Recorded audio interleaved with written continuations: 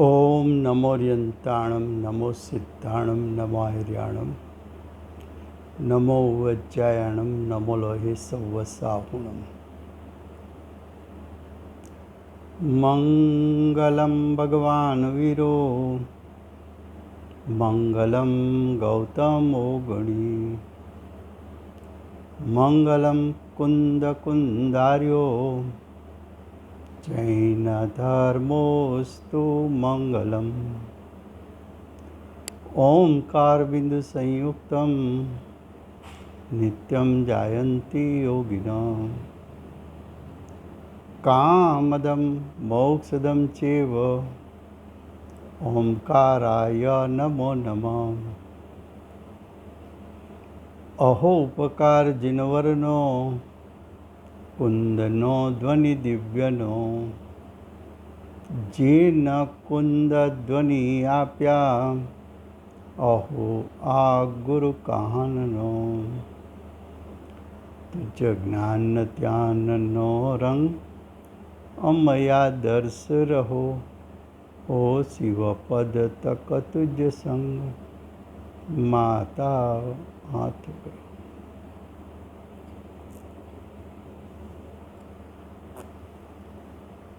आ अष्टपाहुर नामનું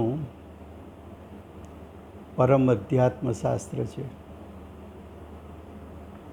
પાંચમો અધિકાર, પાંચમું પાહુડ, ભાવ પાહુડ ચાલે છે। આચાર્ય ભગવંત ભાવ પાહુડમાં જીવના ભાવની મુખ્યતાથી વર્ણન કરે છે। ગાથા 120 આચાર્ય ભગવંતે સીલના ભેદ 84 લાખ બતાવ્યા। એ 84 લાખ ભેદ જીવના પરિણામ અથવા જીવના 5 ઇન્દ્રિયનું અવલંબન લઈને ઉત્પન્ન થતા પરિણામ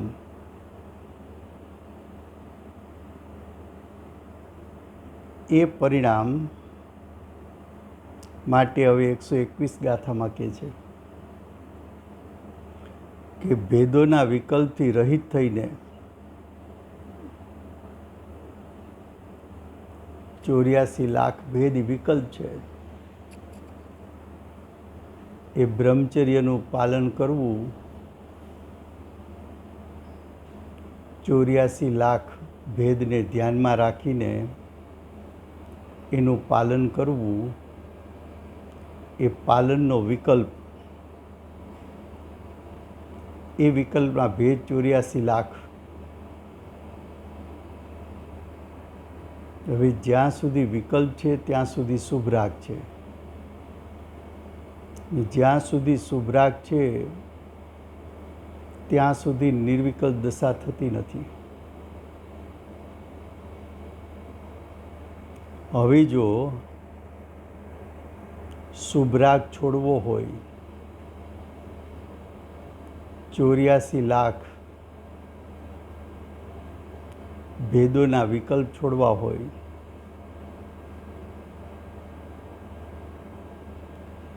તો અમારે શું કરવું? તો હવેનો ઉપદેશ આચાર્ય ભગવંત આપે છે। ગાથા 121 એનું એડિંગ છે કે હવે ભેદોના વિકલ્પથી રહિત થઈ, ભેદોના વિકલ્પ છે એ શુભરાગ છે, તો કે શુભરાગથી રહિત થઈ ધ્યાન કરવાનો ઉપદેશ કરે છે। ધ્યાનના પ્રકાર તો 4 છે, એમાંથી કયું ધ્યાન કરવું? આર્ત ધ્યાન, રૌદ્ર ધ્યાન, ધર્મ ધ્યાન, શુક્લ ધ્યાન, તેમાં આર્ત ધ્યાન, રૌદ્ર ધ્યાન પરના લક્ષ્ય થાય છે. એ અશુદ્ધ પરિણામ છે.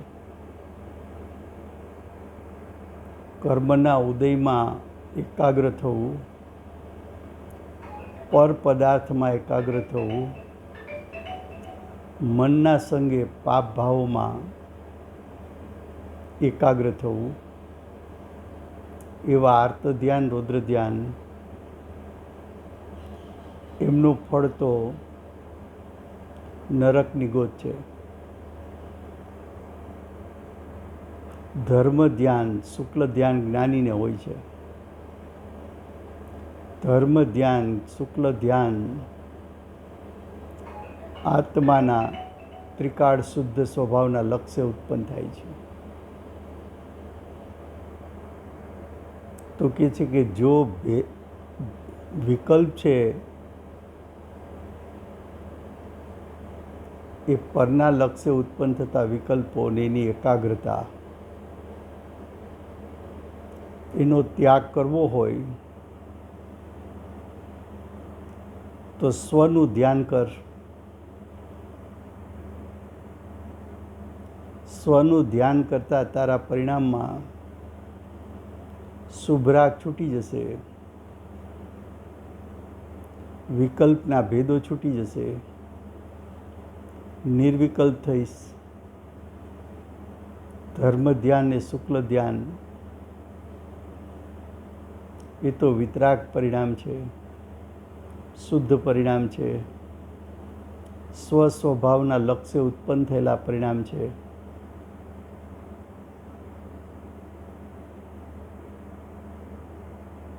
તો કે તેને ધ્યાન કરવાનો ઉપદેશ છે. તેને એટલે કોને? તો કે જે વિકલ્પમાં ઊભો છે,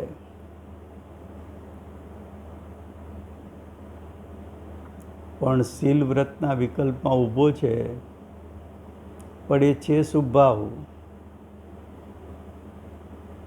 એ પરના લક્ષ્ય ઉત્પન્ન થતો ભાવ છે. એ ભાવનું ફળ સંસાર છે, ગતિ છે, દુઃખ છે.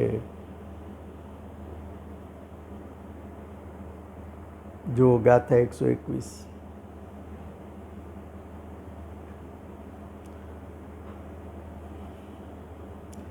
ધ્યા ધર્મ્ય તેમજ શુકલ ને તજી આર્ત તેમજ રૌદ્રને ચિરકાળ ધ્યાયા આર્ત તેમજ રૌદ્ર ધ્યાનો આજીવે.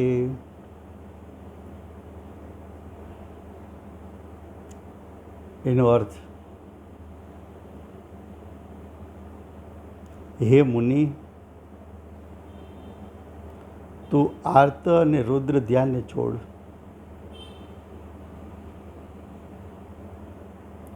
આર્ત અને રૌદ્ર ધ્યાન અજ્ઞાન દશા છે. આર્ત અને રૌદ્ર ધ્યાન પરના લક્ષ્ય ઉત્પન્ન થતું ધ્યાન છે. આર્ત અને રૌદ્ર ધ્યાન હે તત્વ છે, છોડવા જેવું, ત્યાગવા જેવું, એનાથી વિભક્ત થવા જેવું. આર્ત ધ્યાન, રૌદ્ર ધ્યાન છે જીવના પરિણામ. પણ જીવ કયો? તો કે અજ્ઞાની. અજ્ઞાન દશામાં ઉત્પન્ન થતા સર્વ પ્રકારના પરિણામ છોડવા જેવા છે. હવે કે છે, અને આર્ત ધ્યાન, રૌદ્ર ધ્યાન છોડવું તો મારે શું કરવું? તો કે ધર્મ ધ્યાન ને શુક્લ ધ્યાન સાધક દશા છે. ધર્મ ધ્યાન અને શુક્લ ધ્યાન મોક્ષ માર્ગ છે.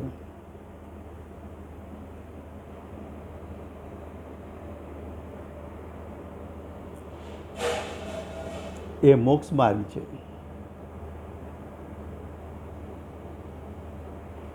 કારણ કે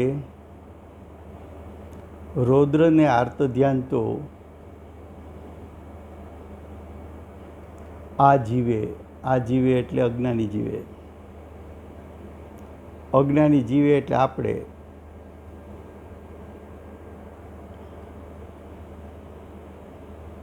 વેપાર ધંધાના કાર્યમાં એકાગ્ર થઈ જવું, ખાવું પીવું ભૂલી જવું, એ પણ આર્ત ધ્યાન છે. પાપના પરિણામના વિચારમાં તલ્લીન થઈ જવું, એ પણ આર્ત અને રૌદ્ર ધ્યાન છે. પોતાના સંયોગમાંથી કોઈ સ્વજનને ગુમાવવા અને સજ્જન ચાલ્યા જતા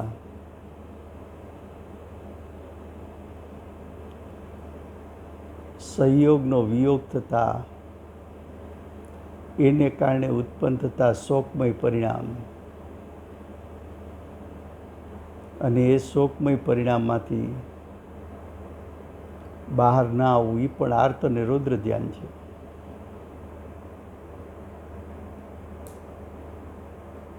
આ જીવે એટલે કે આપણા જેવા અજ્ઞાની જીવોએ અનાદિકાળથી બે પ્રકારના ધ્યાન કર્યા છે, આર્ત અને રૌદ્ર ધ્યાન. ખરેખર એ ધ્યાન છોડવા જેવા છે. ધ્યાન છે એ ચારિત્ર ગુણની પર્યાય છે. આર્ત ધ્યાન, રૌદ્ર ધ્યાન ચારિત્ર ગુણની અશુદ્ધ પર્યાય છે. આર્ત ધ્યાન, રૌદ્ર ધ્યાન જીવની સત્તામાં ઉત્પન્ન થતા અશુદ્ધ પરિણામ છે.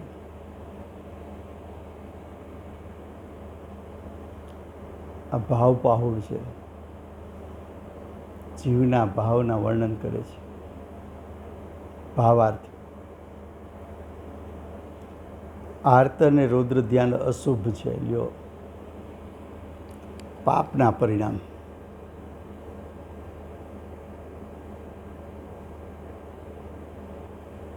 આર્ત અને રૌદ્ર ધ્યાન પાપ છે. પછી કે છે કે આર્ત અને રૌદ્ર ધ્યાન સંસારના કારણો છે.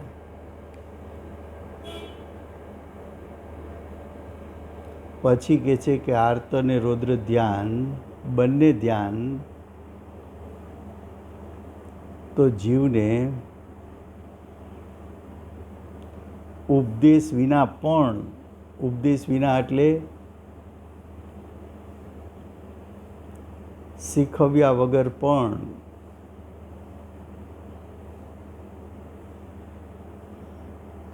અનાદિથી હોય છે.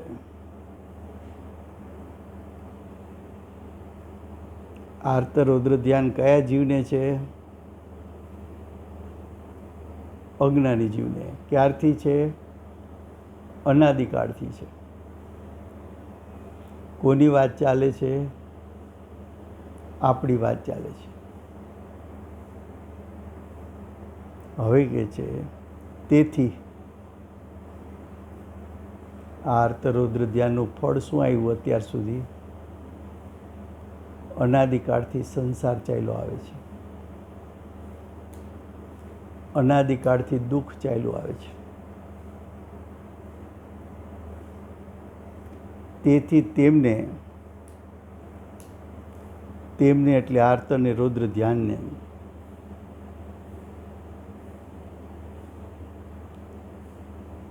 એટલે આર્ત અને રૌદ્ર ધ્યાનને છોડવાનો ઉપદેશ જ્ઞાનીનો છે.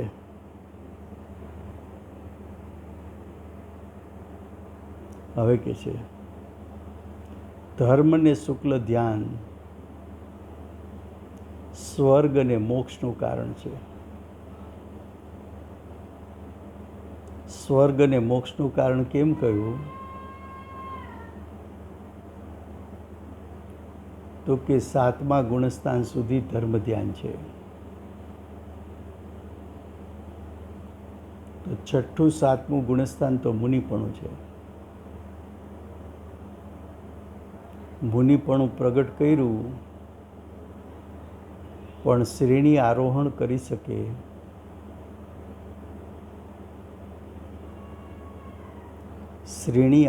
કરી શકે એટલો પુરુષાર્થ ન ચાલ્યો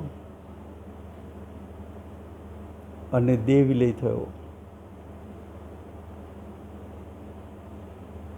તો એવા મુનિ સ્વર્ગમાં જાય છે.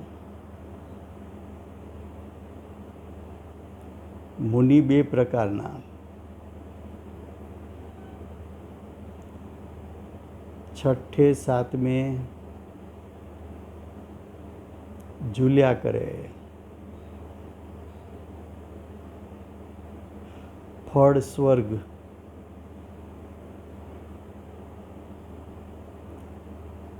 શ્રેણી આરોહણ કરે,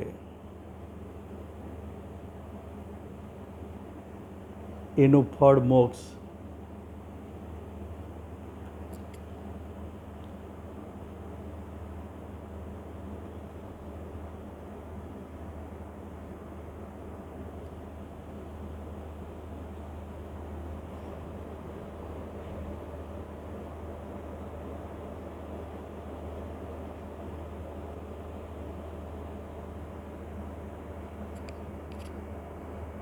હવે કે છે ધર્મ અને શુક્લ ધ્યાન સ્વર્ગ મોક્ષનું કારણ છે.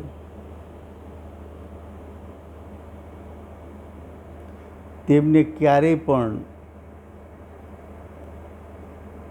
ધ્યાવ્યા નથી.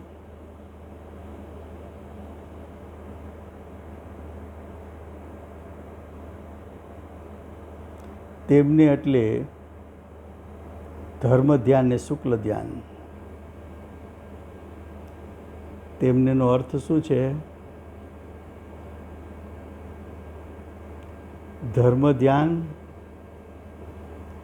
અને શુક્લ ધ્યાન ક્યારેય પણ અજ્ઞાનીએ ધ્યાવ્યા નથી. એટલે કે અજ્ઞાનીને અનાદિથી વર્તમાન કાળ સુધીમાં ધર્મ ધ્યાન કે શુક્લ ધ્યાન ક્યારેય પ્રગટ થયું નથી. તેથી તે ધ્યાન કરવાનો ઉપદેશ છે. તે એટલે ધર્મ ધ્યાન અને શુક્લ ધ્યાન સ્વલક્ષી ઉત્પન્ન થતા ધ્યાન કરવાનો ઉપદેશ જ્ઞાનીનો છે.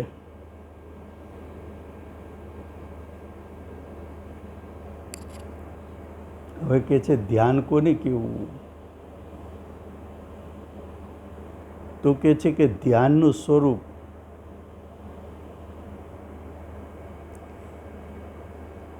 એકાગ્ર ચિંતા નિરોધ કહ્યું છે.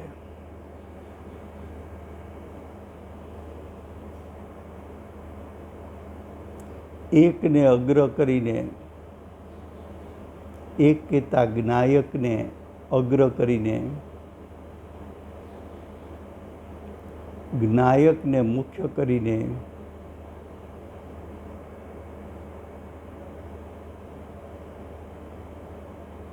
ચૈતન્ય ઉપયોગની એમાં સ્થિરતા કરવી.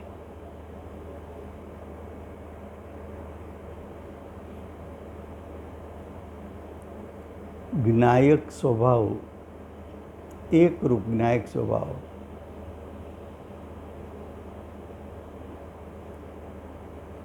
એ એકરૂપ જ્ઞાયક સ્વભાવને મુખ્ય કરીને એમાં એકાગ્રતા કરવી, તલ્લીનતા કરવી.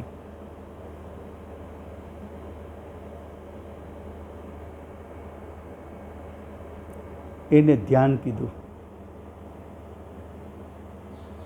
ધ્યાનનું સ્વરૂપ એટલે ધ્યાનનો સ્વસ્વભાવ શું છે?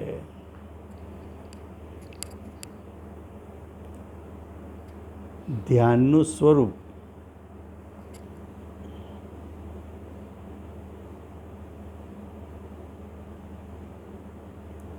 એટલે સ્વરૂપ એટલે સ્વસ્વભાવ. ધ્યાનનો સ્વસ્વભાવ શું છે? તો કે તારો જ્ઞાન દર્શન ઉપયોગ ઉત્પન્ન થતાની સાથે અનંત ગુણાત્મક, અનંત ધર્માત્મક, અનંત શક્તિવાન એવો ત્રિકાળ પરિપૂર્ણ શુદ્ધ વિતરાગ સ્વભાવ, એમાં એકાગ્ર થઈને તલ્લીન થઈ જવું. તારો ઉપયોગ એમાં ઓતપ્રોત થઈ ગયો. એને ધ્યાન કહ્યું.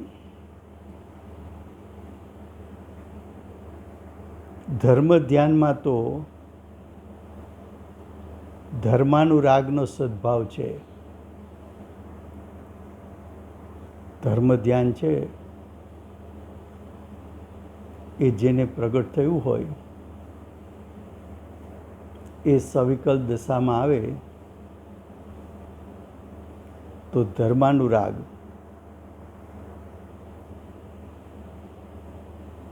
ધર્મ સંબંધીનો રાગ એટલે શુભ ભાવ.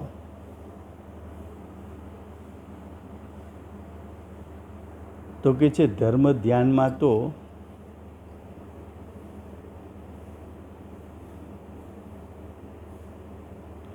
શુભ રાગનો સદભાવ છે. તેથી ધર્મના મોક્ષ માર્ગના કારણમાં રાગ સહિત એકાગ્ર ચિંતા નિરોધ હોય છે.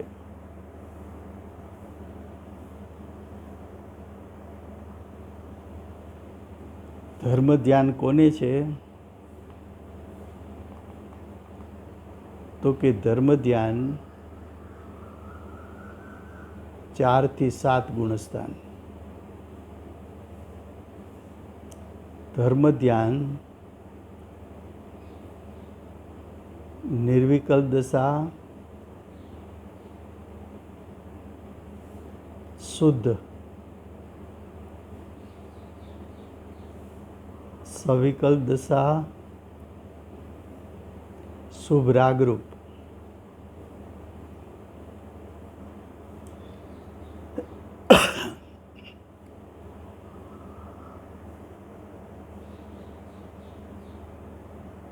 તો ધર્મ ધ્યાન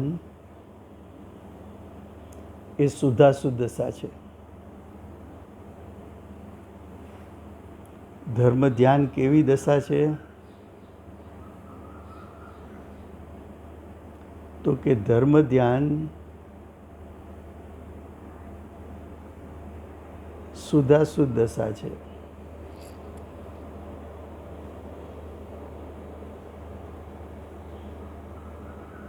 હવે કે છે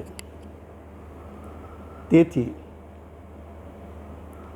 ધર્મના મોક્ષ માર્ગના કારણમાં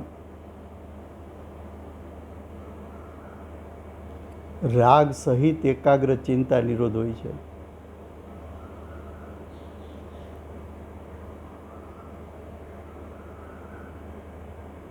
ધર્મ ધ્યાની પુરુષ સાધક 4 થી 7 ગુણસ્થાનવાળા, આંશિક શુદ્ધતા, આંશિક અશુદ્ધતા, શુદ્ધાશુદ્ધ દશા છે.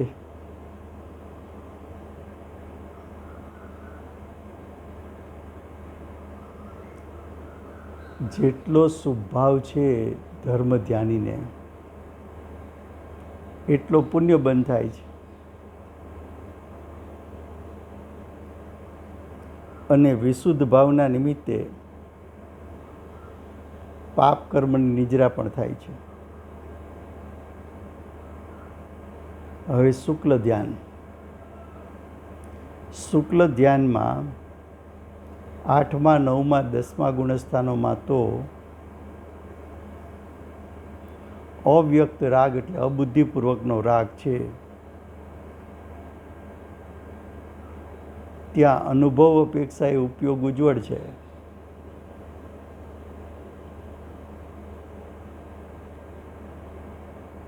તેથી તેનું શુક્લ નામ રાખવામાં આવ્યું છે. શુક્લ ધ્યાન. 8 થી 10 ગુણસ્થાન. ત્યાં ઉપયોગાત્મક શુભ રાગ નથી, પણ જેટલી અશુદ્ધતા છે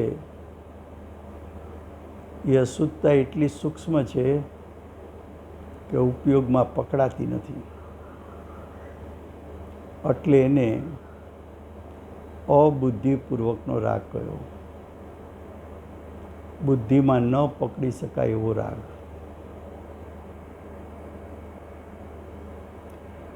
ત્યાં અનુભવ અપેક્ષાએ 8 થી 10 ગુણસ્થાન. ત્યાં ઉપયોગ ઉજ્જવળ છે. કેમ કે રાગની એટલી સૂક્ષ્મતા છે કે પકડી ન શકાય એટલો રાગ છે.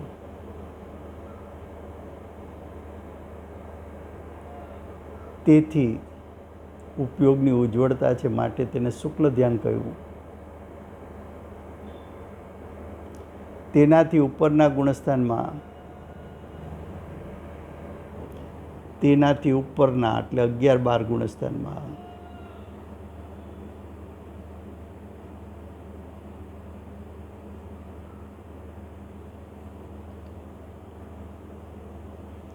રાગ કસાઈનો અભાવ છે.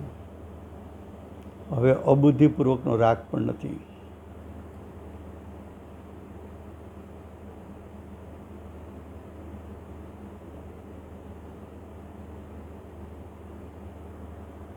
તેથી ઉપયોગ સર્વથા ઉજ્જવળ છે.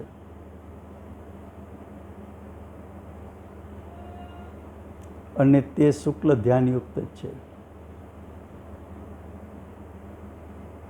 એટલી વિશેષતા છે કે ઉપયોગના એકાગ્રપણારૂપ ધ્યાનની સ્થિતિ અંતઃમુહૂર્તની કહી છે. 12મા ગુણસ્થાનમાં અંતઃમુહૂર્ત કાળ ટકી જવાય. ધ્યાનની સ્થિતિ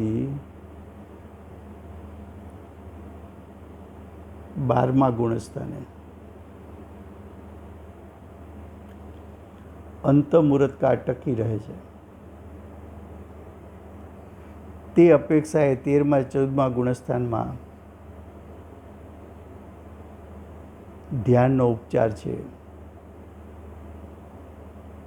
ને યોગ ક્રિયાના સ્તંભનની અપેક્ષાએ ધ્યાન કર્યું છે. આ શુક્લ ધ્યાન કર્મની નિજરા કરી જીવને મોક્ષ પ્રાપ્ત કરાવે છે. તેથી એવા ધ્યાનનો ઉપદેશ જાણવો.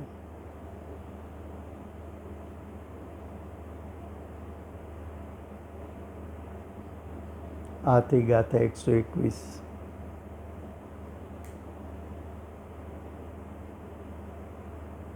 હવે ગાથા 122.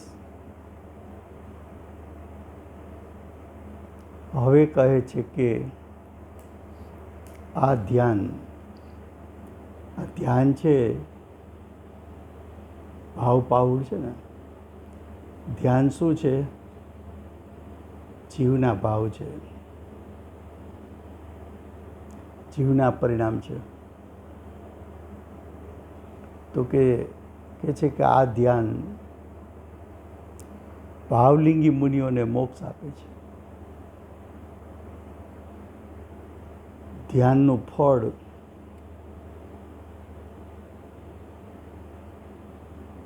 મોક્ષ.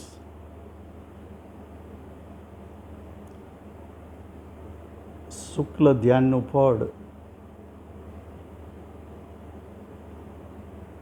મોક્ષ છે.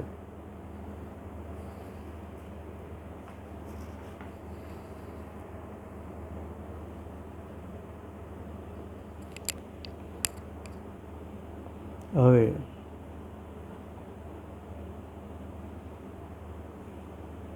ગાથા 122.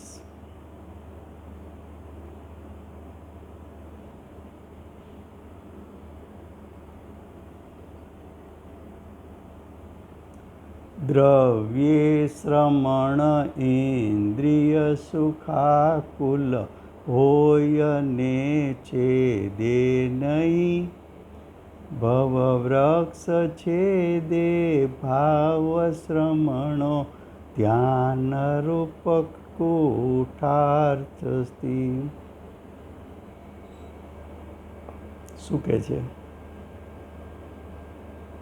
કે કેટલાક દ્રવ્યલિંગી શ્રમણો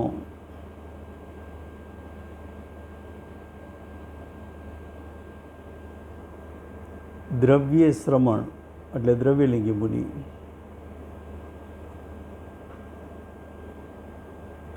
તેઓ એટલે દ્રવ્યલિંગી શ્રમણો ઇન્દ્રિય સુખમાં વ્યાકુળ છે.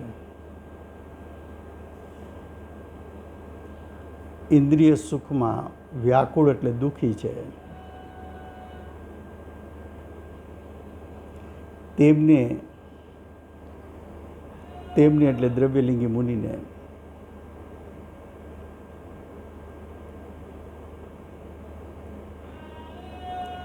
આ ધર્મ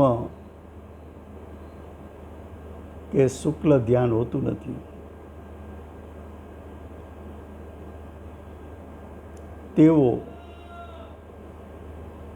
તેઓ એટલે દ્રવ્યલિંગી મુનિઓ સંસાર રૂપી વૃક્ષને કાપવા સમર્થ નથી.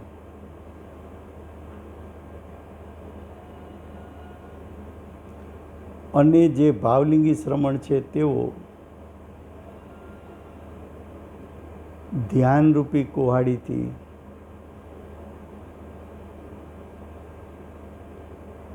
જ્ઞાન દર્શન ઉપયોગ એની એકાગ્રતાના ધારથી સંસારરૂપી વૃક્ષને કાપે છે. જેમ કુવાડી વૃક્ષને કાપે એમ ધ્યાનની ધાર ધ્યાનસ્થ દશા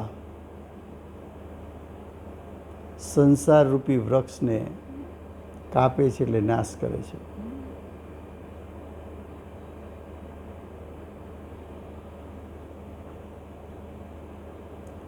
ભાવલિંગી અને દ્રવ્યલિંગી વચ્ચે તફાવત બતાવ્યો.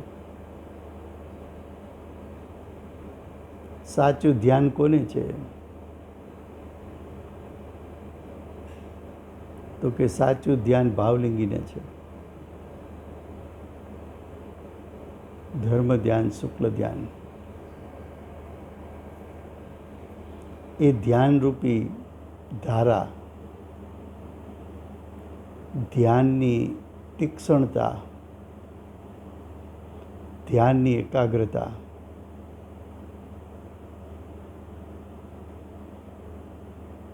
એ સંસારને મૂળમાંથી ઉખેડી નાખે છે. મૂળિયા સાફ થઈ ગયા, હવે ફરી પાછું ઝાડ ઉગવાનું નથી, ફરી સંસાર ઉત્પન્ન થવાનો નથી. ભાવાર્થ: જે મુનિ દ્રવ્યલિંગત્વ ધારણ કરે છે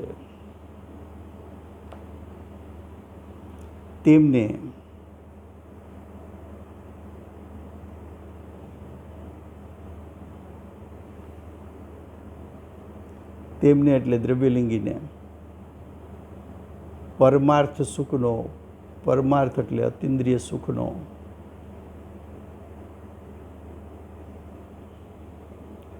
અનુભવ થયો નથી. એને આત્મિક સુખ ચાખ્યું નથી, આત્મિક સુખનો આસ્વાદ લીધો નથી, અતિન્દ્રિય આહલાદ એને આવ્યો નથી. એની દશા મોજમય થઈ નથી. તેથી તેઓ એટલે દ્રવ્યલિંગી મુનિઓ આ લોક પરલોકમાં આ ભવ અને દ્રવ્યલિંગને કારણે જો યથાર્થ શુભ ભાવ હોય તો એના ફળમાં સ્વર્ગ, પરલોક, આલોક એટલે મનુષ્ય ભાવ, પરલોક એટલે સ્વર્ગ માં ઇન્દ્રિયોના સુખને જ ઈચ્છે છે. કારણ કે શુભ ભાવનું ફળ ઇન્દ્રિયોના સુખ છે. એ શુભ ભાવનું ફળ છે.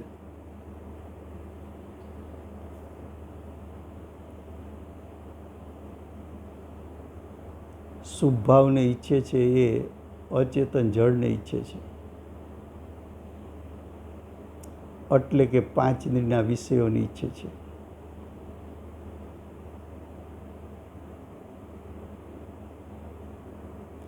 દ્રવ્યલિંગી મુનિઓ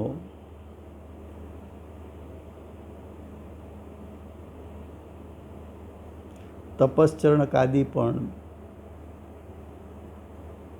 આ જ અભિલાષાથી કરે છે.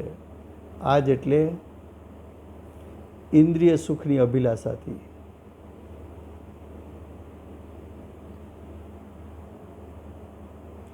તેમને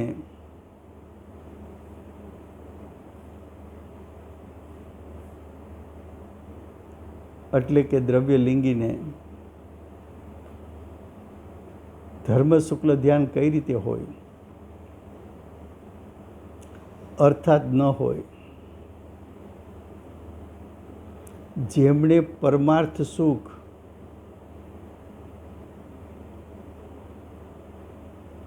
એટલે કે અતિન્દ્રિય સુખનો આસ્વાદ લીધો, તેમને ઇન્દ્રિય સુખ તે દુઃખ જ છે. દ્રવ્યલિંગી મુનિને ઇન્દ્રિય સુખ તે દુઃખ જ છે એવું સ્પષ્ટ ભાષિત થયું છે. એવું જ્ઞાનમાં ગ્રહી શકાય છે. તેથી પરમાર્થ સુખનો ઉપાય, અતિન્દ્રિય સુખનો ઉપાય કે જે ધર્મ શુક્લ ધ્યાન છે તે પ્રગટ કરીને તેઓ એટલે ભાવલિંગી મુનિ સંસારનો અભાવ કરે છે. તેઓ એટલે ધર્મ શુક્લ ધ્યાન ના ધારક સંસારનો અભાવ કરે છે. તેથી ભાવલિંગી થઈને ધ્યાનનો અભ્યાસ કરવો જોઈએ.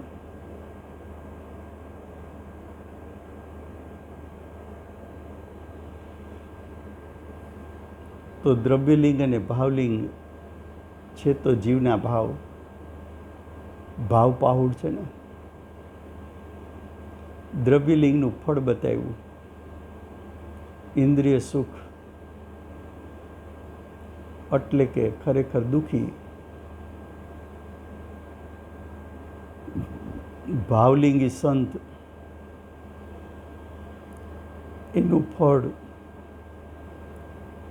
અતિન્દ્રિય સુખ. દ્રવ્યલિંગી મુનિ એને ફળ સંસાર,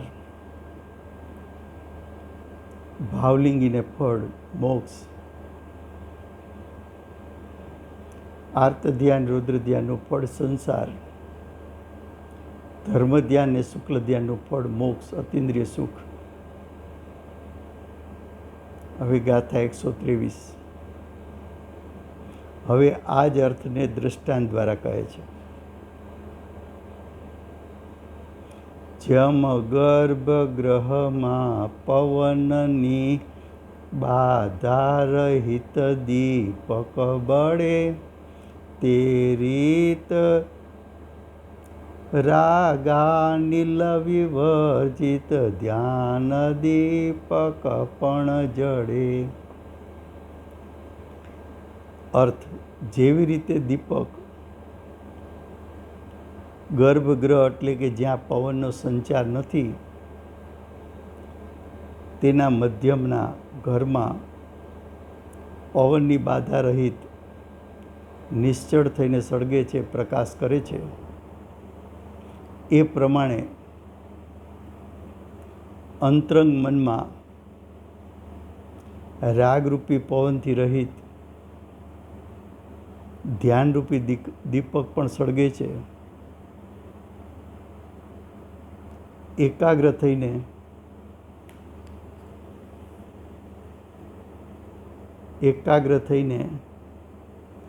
સ્થિત થાય છે, એટલે કે જ્ઞાયકમાં સ્થિત થાય છે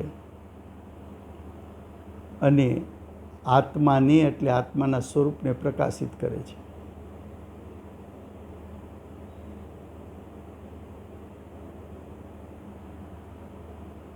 તો દીપકનો દૃષ્ટાંત આપ્યો. જ્યાં પવન નથી ત્યાં દીપકનો પ્રકાશ સ્થિર છે.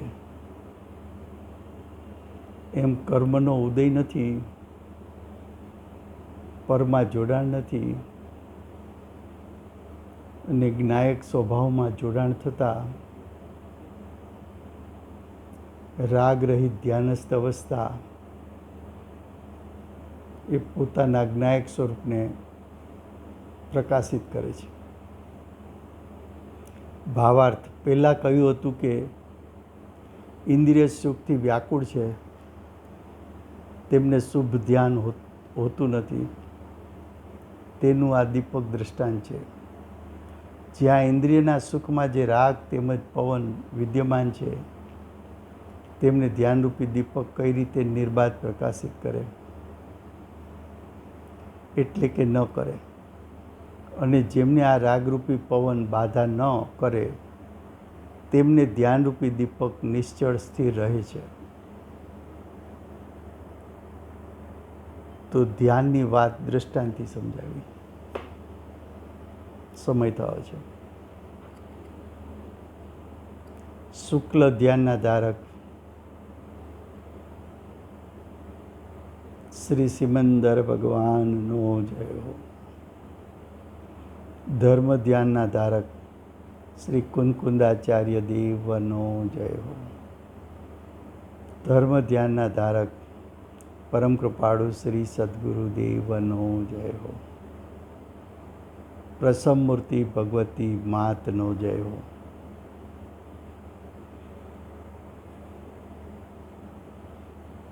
જીનવાણી માતનો જય હો. પરમ દિગંબર જૈન ધર્મનો જય હો.